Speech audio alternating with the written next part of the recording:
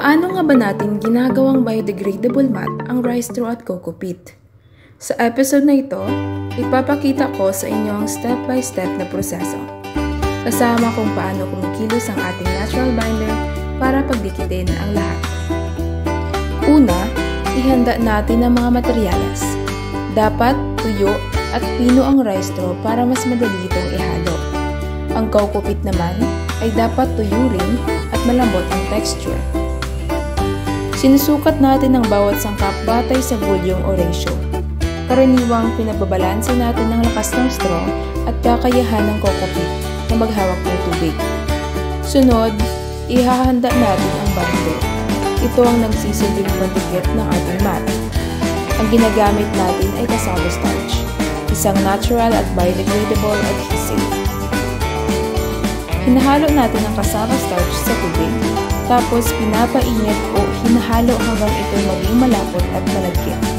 Kapag medyo lumamig, handa na itong ihalo sa pinaghalong straw at coco peat. Ngayon, pagsamahin na natin lahat. Ang binder ang bumabalot sa mga hibla para magkadikit-dikit ang mga ito. Ipalat ang halo sa molder, pwedeng kahoy o simpleng tray, at pindutin para maging pantay ang kapal.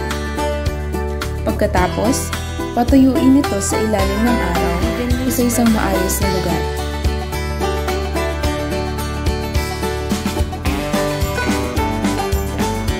Mula sa basura tungo sa kapaki-pakinabang na produkto, ipinapakita ng prosesong ito na sa tamang ideya at pagtutulungan, kayang gawing makakalikasan ng simpleng materyales.